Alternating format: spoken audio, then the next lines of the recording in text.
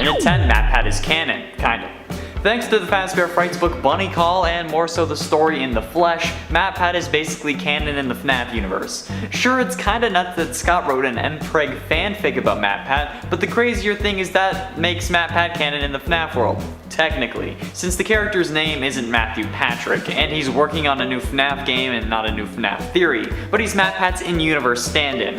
While game theory or Dawko may not be canon, the essence of MatPat is. And he ended up getting killed by a plush trap baby that crawled its way out of his stomach.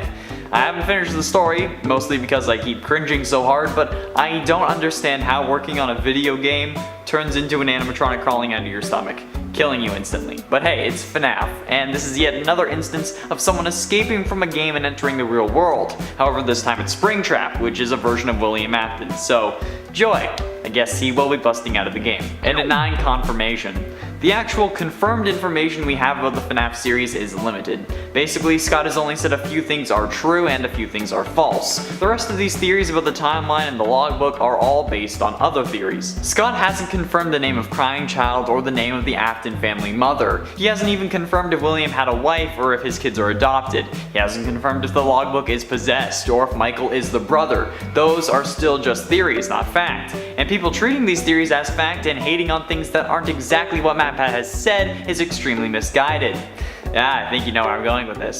Scott has confirmed that Springtrap is William. He's confirmed that Dream Theory, Foxy being kind, and the phone guy being William Afton or Purple Guy aren't true in the April Fool's mechanics for Fredbear, Foxy, and Phone Guy for Ultimate Custom Night. And he's confirmed that Sister Location takes place in 1983, but not Who Did the Bite of 87. He's also confirmed that Glitch Trap is William Afton using the Easter egg from Curse of Dreadbear, where Glitch Trap dances next to the FNAF 4 house in the distance. An Easter egg I showed off in our recent FNAF VR livestream. So stop coming to the comments of my theories saying that Michael can't possibly be the Crying Child because he's Foxy, bro. I said he was both, not one or the other. It's incredibly disrespectful to the research and effort I put into that video. It's just as valid a theory as anything MatPat suggests. Okay, rant over.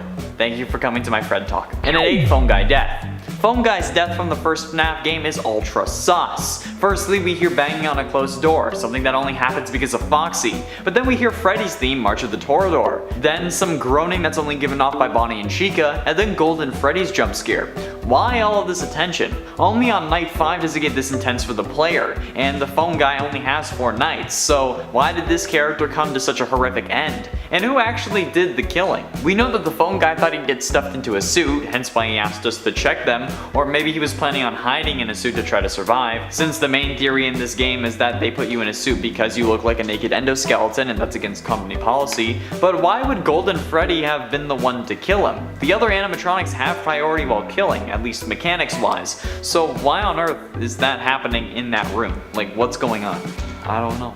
And it 8 speeches. Telling a story comes with its own pressures and expectations. Mr. Hippo here is right, it does. We expect everything to lead somewhere, every tiny detail to mean something, and if it doesn't, we feel kinda robbed, I guess. But we're going to nitpick the hell out of these speeches, so I guess we haven't learned our lesson, have we? Why are these speeches about telling stories? Mr. Hippo, in my opinion, is Scott's stand-in in game. He uses Mr. Hippo to speak to us, and more or less MatPat, about trying to find every little detail in the series to find out the whole story. And honestly, we already knew that. But he keeps saying that not everything has meaning, and that there's no bigger story. What if that's true? What if there is no bigger story here and we're just connecting things that don't actually connect? Each game could be its own universe for all we know, and Scott could just be telling us outright through these speeches. He also says something that I've been saying for a while, that we shouldn't believe every theory we hear or treat them as fact and start assuming, because we may assume the wrong thing, which is what I've been saying whenever someone says that one of my theories isn't right because another theory has proved me wrong. Like, they're both just theories. Game theories. And we should just enjoy the series. And that's what Mr. Hippo is trying to say too. Maybe Mr. Hippo is supposed to be me. And at 7, corruption. The Ultimate Custom Night voice lines are very useful for these lists. And while going over all of them, I noticed a distinct difference between pre and post FNAF 6 animatronics. Particularly from Baby and the Puppet, since those are the only ones that were in both. Since the normal versions of both Baby and the Puppet say things like, "Seeing you powerless is like music to me," and "I guess you forgot about me." But as soon as we get to the FNAF 6 scrapped and trapped versions, we get things that are much darker, with lines like, "Time for your controlled shock," and "Let's see how many pieces I can cut you into from Scrap Baby," and "I've been looking for you, and now I will never let you go," along with "It will all be over soon" from Lefty, which is Charlotte's voice, but softer, calmer, and whispering, which makes it hella creepy. Considering how even though these kids are dead, they're still relatively positive about William's undoing, so much so that they can stay relatively positive and upbeat. But once he's escaped so many times, they finally break and start losing their optimism, resulting in darker views and more aggressive death lines, which is honestly one of the darker things in the series to me. These kids get corrupted even after being optimistic after their death, which is horrifying to see. And once you notice, you can't unsee it. That's really sad. And in 6, Markiplier could be canon. Did everyone else forget that Markiplier was in the launch trailer for Special Delivery, or was it just me? Because while reading up on the game looking for clues, it was listed right there in the trivia section. However, apparently it's unknown to even Markiplier himself if his inclusion in the trailer makes him canon. However, this would make him canon in my mind. Since Scott has made Matt Pat canon, I'm sure Markiplier's inclusion makes him canon as well. So yeah, we're all out here thinking that Matt Pat's canonicity could mean plenty of things for the series, but Markiplier is canon too. But that begs the question, who is he? Obviously he isn't the YouTuber Markiplier since he's working for the Fazbear Entertainment Company, but he has to be someone, right? Well, this may be a wild theory, but hear me out. What if he's William Afton? The guy is wearing a suit with a red cracked tie and is frequently placed in front of blue and purple backgrounds. Not only that, but he is also the last person we see before we see the first animatronic in the trailer, Springtrap. I know that at this point in the timeline, William Afton would be dead and possessing Vanny, but what if he recorded all of this beforehand? What if he had planned for all of this before the spring locking?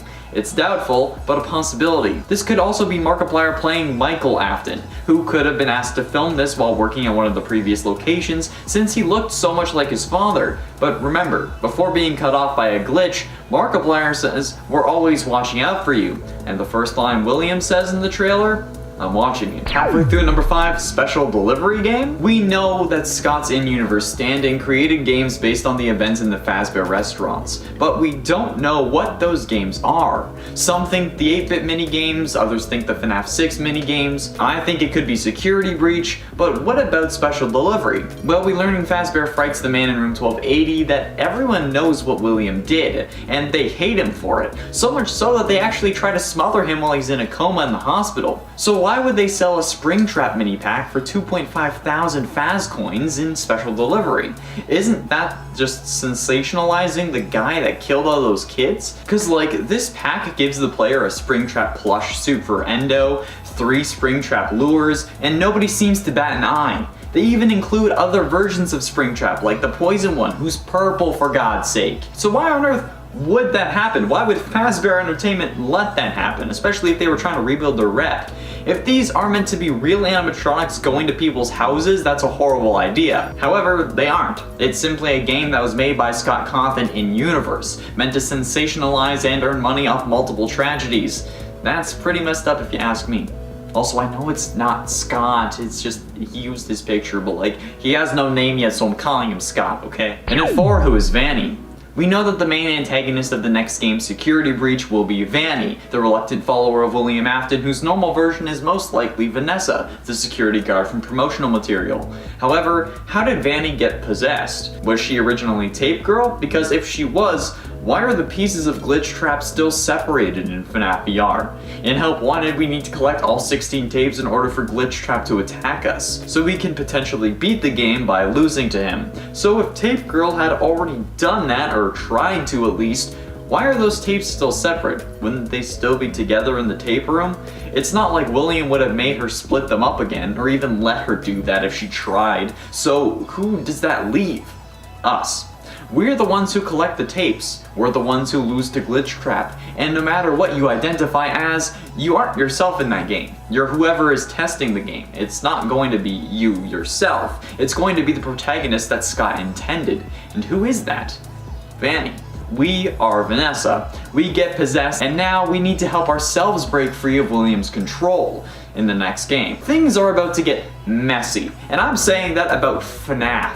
So you know that this is going to be a show. It's already messy now. Oh, just you wait. Getting close to the end in a number 3 8-bit canon. The 8-bit minigames are very confusing. Shout out to Tessa, one of our editors, for this idea. She edits most of the FNAF videos and apparently they make her want to play the game, so all I have to say is good luck. But she mentioned how weird these minigames are, and up until this point I did really forget about that. Having to glitch through a wall in order to give the spirit of a kid cake so that you can ultimately release all their souls in the real world to get the good ending. Like, what? That means that those 8-bit minigames have to be canon, but also real. Like, how do these games actually present themselves in real life? There's no way that we as Shadow Bonnie are just flying around breaking into pieces, or are they in their own universe and are able to cross over at will? And if we can do the same by playing these, does that mean we're dead as well? Oh wait, sorry, that works too much with my Michael as both Crying Child and Foxy Bro theory, so people are gonna get mad. I'll stop. Hashtag not salty. Not salty at all. And ultimately in a number 2, Forgetting Baby. One of Baby's most famous lines is, "I guess you forgot about me," which she says to William during Ultimate Custom Night. At least from my understanding it's a famous line, or an important one to say the least, since this implies a whole bunch of things right off the bat. Instantly we get confirmation that Elizabeth is William Afton's daughter, since she wouldn't be saying this to a complete stranger. I mean, I guess it was also confirmed that she was his daughter in Sister Location. When Michael said I did it, I put her back together.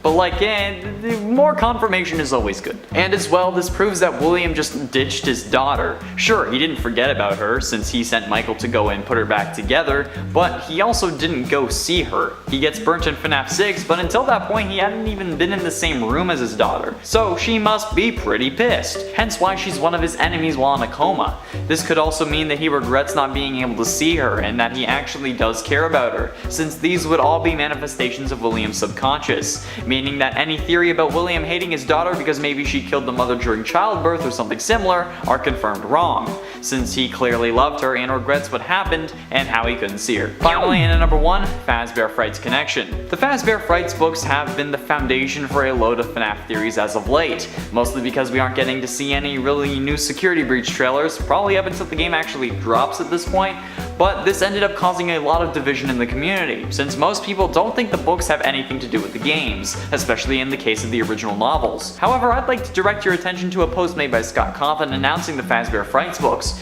where he said that the books will help solve mysteries or issues we've had in the series. So it's 100% allowed to create a theory for the story of the games based on evidence from a Fazbear Frights book. Not only that, but while the games may not be directly connected to the original novels, they are from the same brain as the games, therefore will share similarities. So it's really just ignorant to disregard those as well. I'm gonna get hate for this video anyway, so I might as well say it. Thank you for coming to my Fred Talk number 2. In a 10 animatronic bite.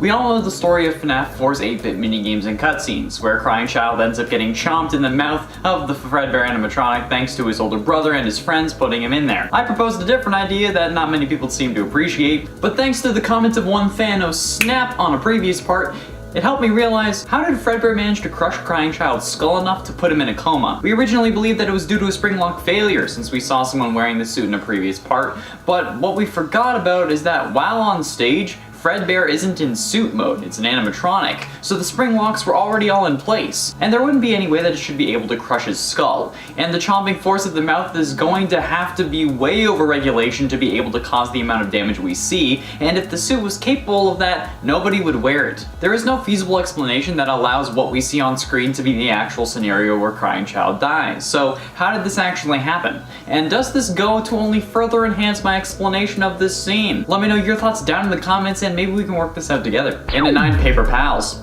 The Paper Pals are a group of paper plate versions of our favorite animatronics. Well, a couple of them. In FNAF 2, we can see paper plate versions of Bonnie, Freddy, and a human-looking one that might possibly be Balloon Boy. And while these may be crafts made by kids at the restaurant, or they might sell kits for you to be able to make these at home, where did the originals come from and how can they move. In FNAF 2, the human-like paper pal can actually move from Cam 4, where it's originally found, into the office. And in FNAF 3, the 3 paper pals can do the same thing, using this teleporting mechanic seemingly at random. How can they do this? How can paper cutouts teleport between rooms? Is it a hallucination or something else? I don't know, and it terrifies me. Imagine all the paper cuts this thing would give if it jump scared you. Ow. Tail trap. This was mentioned in the comments of one of the Funtime Foxy facts lists by a user that I could not find the comment of twice, so I apologize. I really need to take note of this stuff. Anyway, the comment suggested that Funtime Foxy's tail could be where its containment chamber for the kids is collected. You know, like the containment chamber for the kids would be in its tail, which is an interesting idea, and it would give a reason as to why Foxy all of a sudden got a tail in Sister Location, but the beginning of the tail is so small that it would have to really squish the kid down to the size of like a Toblerone bar before actually getting to the wider part, so it's unlikely, but still something to think about. And at 7, Smiling Purple Guy. The first time we see the purple guy was in FNAF 2, and in the Foxy Go Go Go minigame we see him sitting in the corner smiling. This is the purple guy, by the way, not some pink guy. Scott confirmed that in the minigames section of the Freddy Files book. But in that minigame we see the purple guy smiling while Foxy runs out to greet 5 dead kids. Why? This originally led us to believe that the phone guy was Purple Guy, since Phone Guy also says he loves Foxy and distrusts the puppet. But as I said earlier, this was confirmed not to be the case by Scott himself, so why is the purple guy smiling?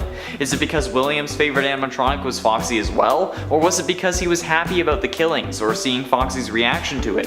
Which wouldn't really make sense because these are animatronics, right? Or at this point maybe they were already possessed, which led to the child possessing Foxy to discover the 5 victims. And then maybe that gave William a sense of power, or he liked his reaction.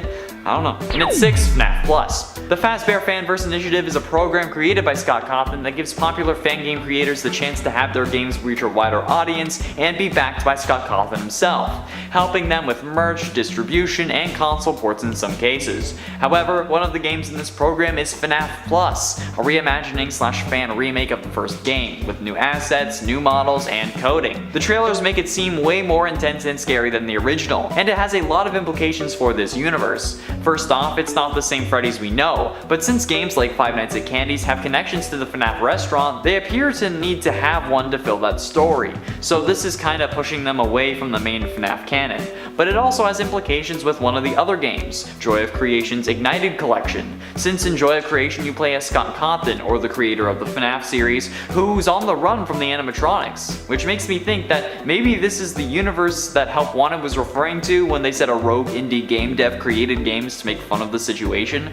Maybe the Fazbear Fanverse Initiative games are those games, and this is the aftermath of the series ending? Halfway through in at number 5, Multiverse. This also basically canonically inserts a FNAF multiverse into the franchise, which was already the case thanks to the several book series, but also opens the door to various other timelines. Like, what if what we've been seeing isn't one timeline, but multiple? And this means that, technically, every single FNAF theory has been correct in one universe. In one universe, Phone Guy is Purple Guy. In another, Scott Cawthon is the name of the indie game developer. In one universe, I am guaranteed to be right with my theories, but that also means that every single person, no matter how outlandish the theory is, will be right at some point in one of the FNAF universes. And that's pretty cool, but also freaky. What if it's revealed that from FNAF 2 to now, all the games took place in the Fanverse, since Freddy from FNAF 2, not Toy Freddy, but like normal Freddy, I guess normal, and the FNAF Plus Freddy look fairly similar. Uh-oh, I can feel the hate comments coming. And at 4, Hanging Scientists.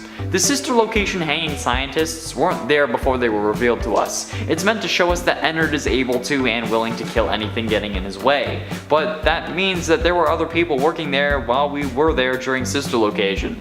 I don't know why though, since it was literally filled with deadly animatronics. And the only reason we were sent there was to put her back together, like William had somehow asked us to do. But like, why were there others there? Was the business still running? Is that what Chica's Party World was? We know they were renting out animatronics, but why were there so many remaining? I thought they had stopped, especially when they were only used for one day. Like, I mean, we know why Baby wasn't rented, but the others? I don't know. It's weird, but I guess I'm not here to judge how someone runs their business. And it too just an illusion. FNAF's sister location is probably one of the most popular FNAF games to date, with plenty of fan favorites like Funtime Freddy, Foxy, and Baby being added, as well as the new fan art favorite Ballora. However, is what you see really what you get in this particular FNAF game? Well, it's a good question, and you may be thinking, Connor, of course it is. What are you talking about? You're dumb. And if you are saying that, I'd like to direct you to when we have to repair Funtime Freddy in sister location. As we open up his chest cavity, we can see a weird disc, something that's being described in the books as being able to create illusions using sound. And it seems to be flashing red. They call it a power module, but there is no way that that little disc is a power module. And if it's one of those discs, could it be changing the look of everything? Hell, this could have taken place in the basement of a goddamn shack, and we wouldn't know. It's pretty scary to think about. Finally, in at number 1, Mrs. Afton. We don't know the identity of Mrs. Afton. We don't even know if there is a Mrs. Afton, or if she was just a baby mama, or hell, if William's kids are just adopted. Most people draw a connection between Mrs. Afton and Clara from Immortal and the Restless, so much so that people believe Mrs. Afton's name is Clara. However, I propose the idea that could explain what happened to Mrs. Afton, and it makes a great amount of sense. The Fazbear Frights books were meant to help explain bits of the in-game lore, along with making Scott more money. Take the book Bunny Call with the story The Man in Room 1280, which I keep going back to. But this time, I'm talking about the story 1:35 AM from the book of the same name. This story revolves around Delia, who has recently gotten divorced from her husband, heartbroken because she never got the family that she wanted. She comes across a garage sale that has a doll that looked exactly like the daughter she had envisioned. She buys it and finds out that it's an alarm clock. Then, much like an actual baby, instead of waking her up when she wanted, she ends up getting woken up at 1:35 AM every morning. It gets so bad she runs away and hides in a factory ventilation shaft where she waits until she dies or suffocates. That's a really brief synopsis, but let's look at the parallels between Delia and Mrs. Afton, as well as Delia's story. Delia's parents died when she was young, so she was put into the foster care system where she was bounced around from family to family, but also was continuously abused. Eventually, she fell in love and was ready to start a family until her husband divorced her, which could be the case between William and his partner. We have no evidence as to what happened between them, so we can only speculate. Delia never managed to get the kids she wanted, and Mrs. Afton, assuming she was still alive, didn't get the kids in any form of divorce or court hearing, since we see the three of them living with William in FNAF 4 and Midnight Motorist. And then the surrogate daughter for Delia is a possessed doll. We learn she is possessed in another story where Phineas Taggart needs it to study agony, much like how William's daughter Elizabeth ends up possessing basically a giant robotic doll. The connection is somewhat loose, yes, but certainly more solid than Clara, since she was just talking to a purple-suited vampire about having his kid, and Vlad was denying it, despite it clearly being his, but still. Perhaps both of these stories combine together to create the story of Mrs. Afton. Not to mention the next story in that book is about the mini-Renas, who are meant to be Ballora's surrogate children. And who do people think that Ballora either represents or is possessed by? Mrs. Afton. And a 10 endoskeleton. The excuse we get in the original FNAF game as to why the animatronics are attacking us is because we look like a naked endoskeleton and they want to put us in a suit because it's against company policy. First of all, why would you program animatronics in a pizzeria to try and enforce company policy, especially at night? And why would they directly come after us, if that's the excuse? Like, why would they come all the way to the security room? But the main issue is, why aren't they attacking the naked endoskeleton, sometimes visible in the storage room? Bonnie will sometimes even go into the storeroom while the endoskeleton is in there, but nothing. Why is it that it will attack us, but not it? It's also violating company policy, isn't it? I mean, maybe because it's in the storage room it's fine, but then again, why wouldn't we make our way there because it would be safe, and why wouldn't they tell us about that? The explanation we came up with is because we look like William Afton since we think we play as Michael. But if we go off my theory that we play as Henry since Michael may not have been old enough, that doesn't make sense. Plus, even if it's because we look like William, that doesn't explain. And at number 9, why Phone Guy? If the animatronics are really after us because we look like the man who killed them, why do they attack Phone Guy? And why do they kill him on night 4? This is what originally made us think that Purple Guy was the Phone Guy, since this seems to mimic what we see in the FNAF 3 minigames where we see William get spring-locked. But Scott confirmed that that wasn't true in the Ultimate Custom Night April Fool's update, so why did they attack Phone Guy? Is Phone Guy actually Michael Afton and he doesn't actually die? Or do the animatronics get some form of code update before we become the Night Guard so they aren't attacking because we look like an endoskeleton in an effort to avoid what happened to Phone Guy happening again? Because a lot of good that did. You went and hired someone who looked exactly like their killer. Smooth move, bro. And at 8, how did Baby get ejected? So we know that between the events of Sister Location and FNAF 6 that Baby and the rest of Ennard get into a lover's spat and then Baby gets kicked out of Ennard. But like, how does that work, really? They were all tangled together, right? So did they just remove the parts that were Baby and then kick her to the curb? Or did they just remove her soul and place it into another endoskeleton? If they did that, how did that work? Like, how did the actual process of ejecting work? It's really confusing to me because she ends up getting a whole new body and Molten Freddy is left as basically a puddle of parts, but then he grabs a Freddy face and calls it okay. Like, what the hell happened for that to work? It's so confusing and it's unexplained and it's mysterious. I know that they had a fight and I know that she got kicked out, but how did they actually physically remove her from the Ennard tribe, I guess? Scott, explain! What do you mean it's Arkansas? And it's 7, Charlie. The original FNAF novel trilogy had a big plot twist at the end. In the FNAF novel The Fourth Closet, it's revealed that the main protagonist, Charlie, was actually the third in a series of 4 robots that were a recreation of Henry's daughter, who was killed at an early point in her life. However, the final version was incomplete and could also switch between looking like a real human, so much so that another character wanted to make Whoopi with them, to looking like Baby, you know, like the actual Baby animatronic, thanks to pins located around Baby's body like we see in the games. I've used this as evidence for another theory before, but we've never stopped to really ask how she's able to look so realistic. And it's a big point, because this is the same argument people use to try and debunk my theory. How does the skin work? In the novels, it's revealed that she actually has fake blood, which makes sense since, you know, if you get cut and you don't bleed, someone's gonna get suspicious. I hope.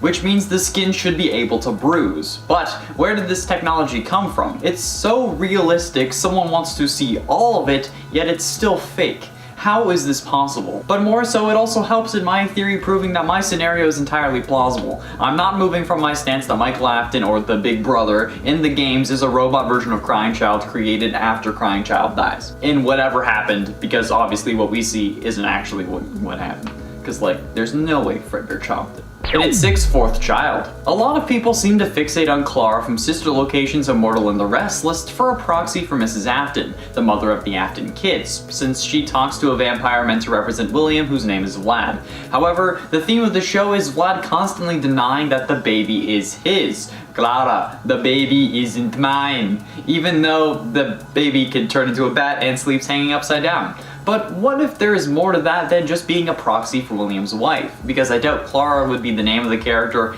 and the name of the mother if William's character is named Vlad. What if this is secretly revealing that William has a 4th child? One that hasn't met a terrible fate yet. One that perhaps William didn't believe was his when his wife told him. So much so that he divorced her on the grounds that she cheated and he got the kids. A simple paternity test would reveal that he is the father, but he could claim that they were faked, like how Vlad denies the child being his, even though it's literally a vampire.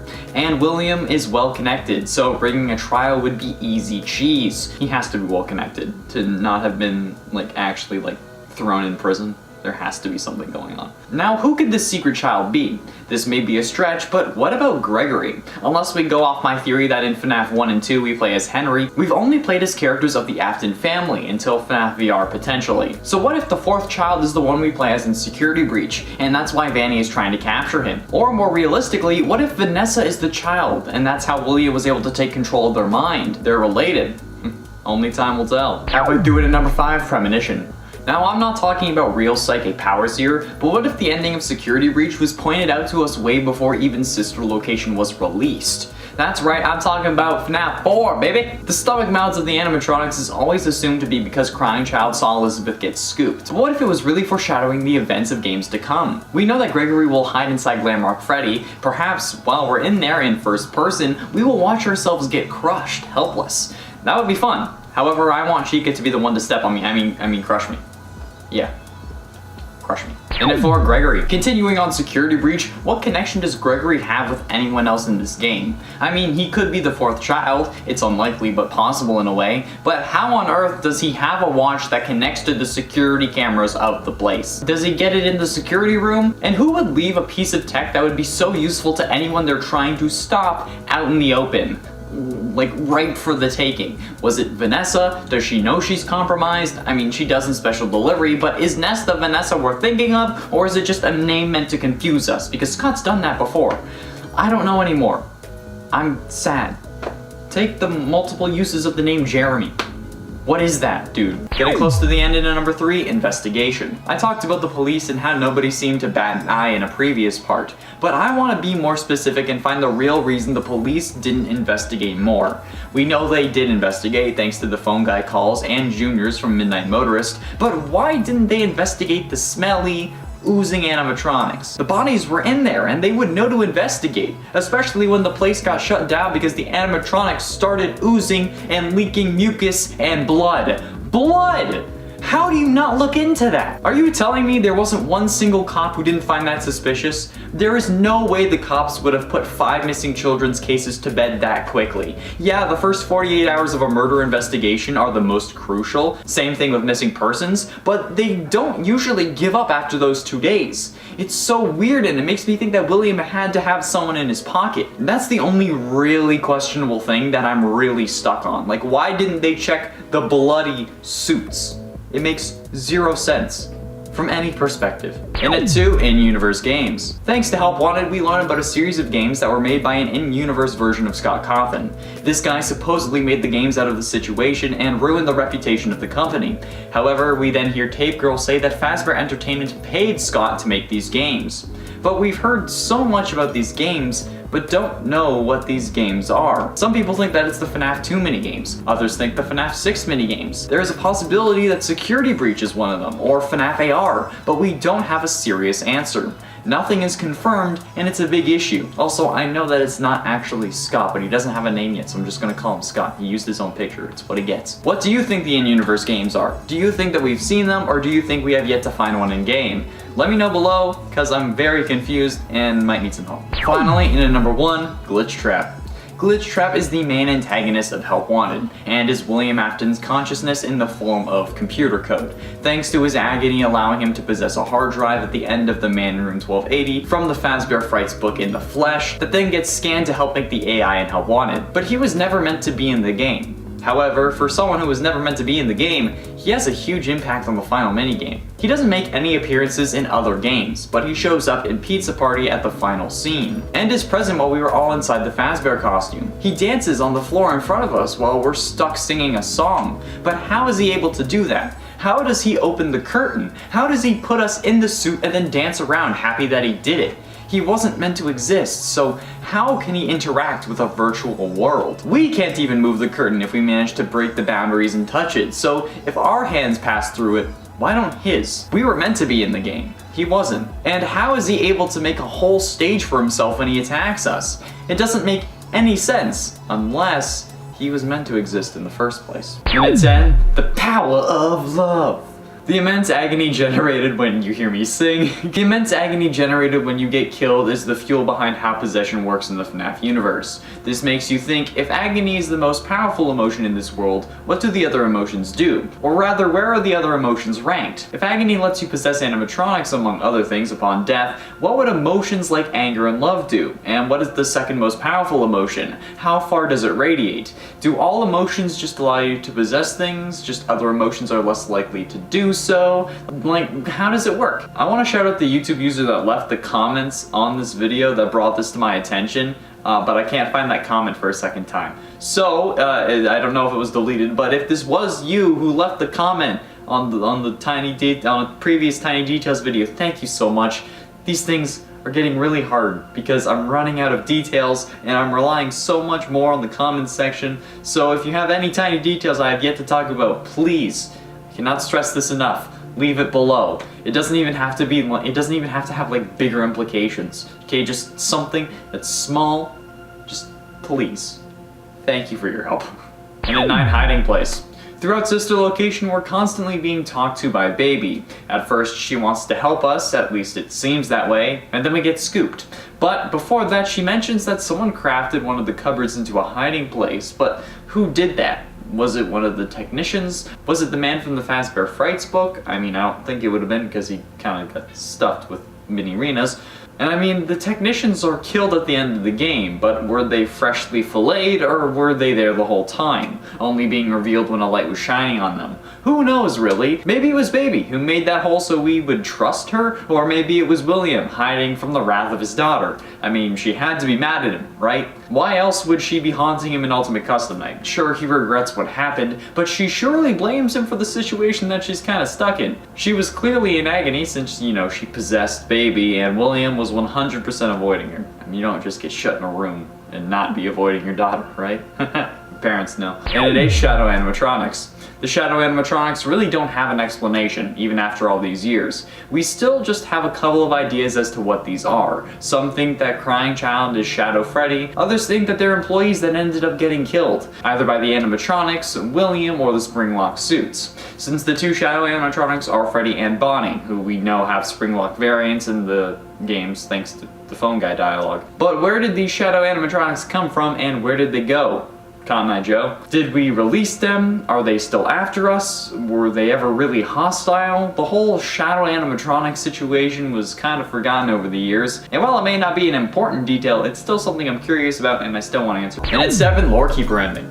I talked about the FNAF 2 minigames in another video or list, but what I'm really wondering now is about the FNAF 6 minigames, Fruity Maze, Security Puppet, and Midnight Motorist. These games, while not a big part of the game, are required to be beaten for the Lorekeeper ending, meaning that they would have lore significance. I mean, they obviously do, because we learn a lot from them, but how and why are these secrets hidden inside? The Fruity Maze ends up gory and trailing blood, with William Afton and presumably Susie in the reflection. But like, how can we see the reflection if we're the ones playing? Security Puppet recounts the origin of the puppet and how Henry's daughter Charlotte died. And Midnight Motorist recounts later that night, after William had killed Charlotte and returns home. But how did these little secrets get put into the game? Was it Henry? Was it someone who knew the story of Freddy Fazbear's Pizza? Are these the games that were made by a rogue indie game developer? And are these games even real? Or are these sections just hallucinations or memories and they don't actually exist within the game?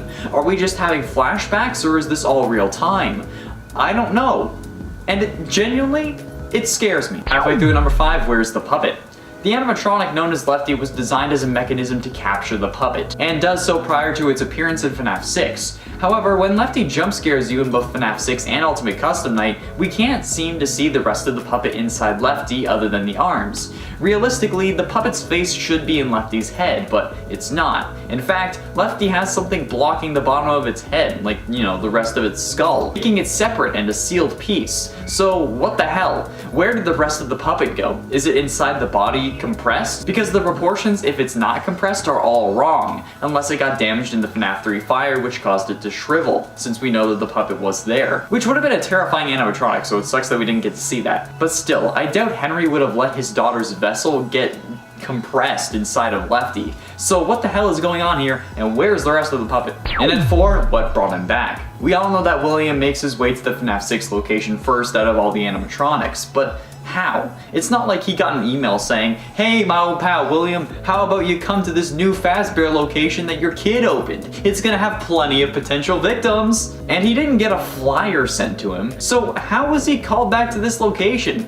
How were any of them called back, really? I know that he could have brought Lefty back because he had programmed her, but what made William, Molten Freddy, and Baby come back? Was it similar to the green bracelet for the puppet? Or was it playing those sounds like in FNAF 3 or in the vents in this game? How close did they have to be for them to hear it? Is it some sort of circuit thing that he could activate inside the animatronics with a remote? We don't know, and I really want to. In a 2, Seen in the Shadows. During MatPat's Big FNAF livestream during the FNAF 4 days, he ended up getting clues from Scott Cawthon himself via the Scott Games or FNAF World website, I can't remember which one. One referencing Chica's beak, one talking about 4 games, 1 story, and then one saying what is seen in shadows is often misunderstood in the mind of a child. And since Scott has since debunked Dream Theory, what did this mean? Did he originally intend on Dream Theory being the correct answer, then changed his mind? Because, you know, that's pretty Scott. Or is there still some validity to this clue that we haven't explored yet? I mean, we originally assumed it was the scene where Purple Guy puts a head on a coworker in a suit, but is this referencing something else now? Did Crying Child see Elizabeth get scooped in the shadows, making it really look like there was a stomach mouth and some weird alien tongue that grabbed her? Hence the stomach mouths on the Nightmare animatronics? Or did he just see it directly and that's why they're there, and this is referencing something completely different?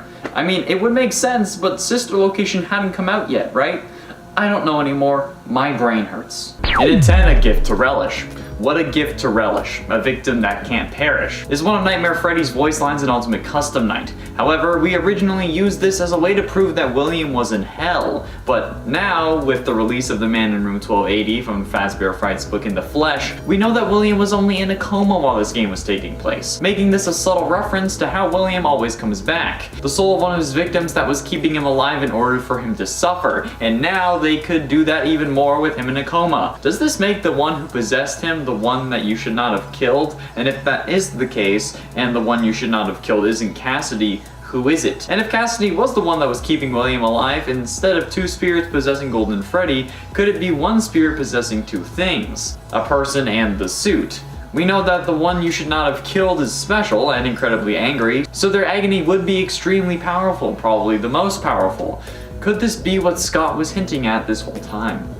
Probably not, if I'm being honest. And at 9, nothing to lose. The shadow fears me is one of Nightmare's Ultimate Custom Night death lines. However, Nightmare is a representation of William's wickedness, and since William is the purple guy who is meant to represent a shadow, and Nightmare represents death, that would mean that William fears death, which makes sense, especially when 2 of his kids were killed by things he made. But what happens after he no longer feels that sense of horror, once he's accepted death? I mean, we see it happen in The Man in Room 1280, where he asks to be taken to a Fazbear warehouse so that he can die. So why is that meaningful? Because once you accept death as an inevitability, you have nothing to lose. And the scariest thing isn't animatronic murder or being eaten alive by nightmare versions of characters that used to be your friends, it's a man with nothing to lose, because no matter what, you can't get any lower. It's honestly one of the scariest things in life. And once William no longer feared death, he was able to ascend in a sense, transferring his consciousness into a hard drive and becoming basically immortal. So yeah, that's pretty damn terrifying. It's 7, active virus. We know that William is a virus at the moment. After dying in The Man in Room 1280, he possesses a hard drive that gets scanned into FNAF VR Help Wanted. We also know the virus gets uploaded to Special Delivery thanks to the Special Delivery emails and the aggressive nature of what was supposed to be nice animatronics. However, why did the virus get uploaded? Who uploaded it? Well, thanks to the emails we aren't supposed to see, we learned that Vanny, the antagonist of the upcoming Security Breach game, is the one who's uploaded the virus, and I mean it makes sense. She's a follower of Afton, even if it's reluctant. However, with the various versions of Springtrap in the game, could this virus be to blame for them? Especially Toxic Springtrap, who is the signature purple of the infamous purple guy who occupies the suit. Was Toxic Springtrap the original attempt to escape the video game world? I mean, the AR game is the closest we've gotten to having FNAF animatronics in real life, and Scott isn't one to be afraid of being meta. I mean, he was the final boss of FNAF World after all. So could William's real plan to be to escape into our world? And would that tie in with the new Joy of Creation Ignited collection that Scott is helping to fund? Since in that game you play as Scott Cawthon, and the animatronics are coming after you, in the real world. I don't know, it seems possible. And at 6, Ballora glasses. In the Fazbear Fright story of Room for One More, we see a girl steal a pair of glasses that show her a dancing Ballora when she puts them on. It starts off sweet, but as we know, these animatronics don't mess around. Eventually, Ballora starts getting closer, basically just coming in for a kill, and in an effort to atone, the girl returns the glasses to their owner, only to have her daughter get caught by Ballora. The actual story though isn't important, so if I messed it up, please forgive me. What I'm really looking at here are the glasses. These glasses help this girl see Ballora when nobody else can. And this reminds me of something that we've experienced in the games, the Nightmare animatronics. Could it be that instead of the illusion sound discs that we've been thinking caused the Nightmare animatronics, that it was actually these glasses? And yes, I said Nightmare sound discs intentionally because I saw a comment that said please say just illusion discs. So no, illusion sound discs. You can't tell me what to do. Scott himself said that these stories would help us solve things from the games. So what if Crying Child was wearing these glasses and that's how he saw the nightmares? It would explain why he wouldn't call for help, because he knew that nobody else could see them. And I doubt that they would have put on the glasses if he had asked.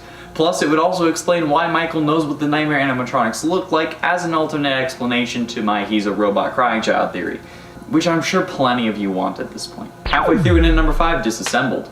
In FNAF 1, we only had 5 animatronics to worry about, and no convoluted story.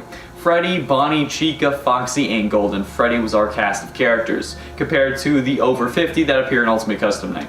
However, even out of all 50 plus, Golden Freddy is still the most interesting and mysterious. In the first game, he had no endoskeleton. He seemed to just be a floppy suit with 2 glowing eyes that somehow was able to teleport through walls, and some believed to be able to cause hallucinations like the infamous "It's me" text and eyeless Bonnie, along with changing posters on the wall and generating news articles that show us more lore. But how? And why? Why is he so limp? The amount of jokes I could make for that. Is his endoskeleton the one in the storage room? And why was it removed in the first place? Was it for cleaning or something? Because let's be honest, if the animatronics are leaking mucus and blood and smell like death and don't get washed, I doubt that they'll be cleaning Golden Freddy. Some think that it's because he caused the bite of 87, but there is evidence for other characters as well, and nothing has been confirmed. So, why? And at 4, Glitch.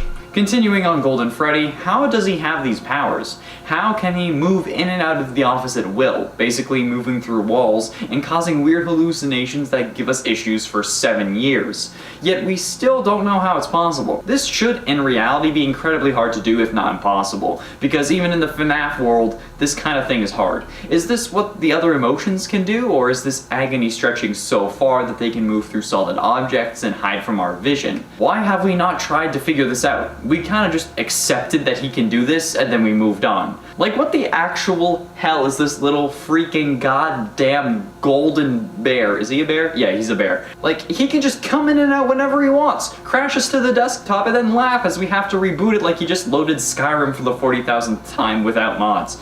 Like, where did this man come from? And at 3, Lefty. Lefty, as we know, is an acronym for an animatronic meant to lure, encapsulate, fuse, transport, and extract the puppet and bring it to the FNAF 6 location. However, thanks to Ultimate Custom Night, we now know that there is room for more than just the puppet inside of Lefty, since when killed by Lefty, you can hear it say things like, "Shh, there is room for one more," and "Come spend eternity inside with me," along with "I'm so glad I found you, now let me make some room for you," which heavily indicates that maybe Lefty was also meant to capture William if he didn't make his way back on his own, since the order of salvaging is Molten Freddy, Scrap Trap, Scrap Baby, and then Lefty. So Henry could have just sent Lefty a command to come back once he got word that William had been salvaged, since Michael would have had to let him know, as instructed in paragraph 4 of his contract. So Lefty could have been made to get both the puppet, also known as Charlotte, and William, forcing William to confront one of his first victims, and the one that started his undoing. Another one that he should not have killed, dare I say. Another one, not the actual one, chill out. Penultimately, and in number 2, Canon. Nightmare On was added in FNAF 4's Halloween DLC, along with Night Mangle and Nightmare Balloon Boy. Night Mangle's my version of Nightmare Mangle.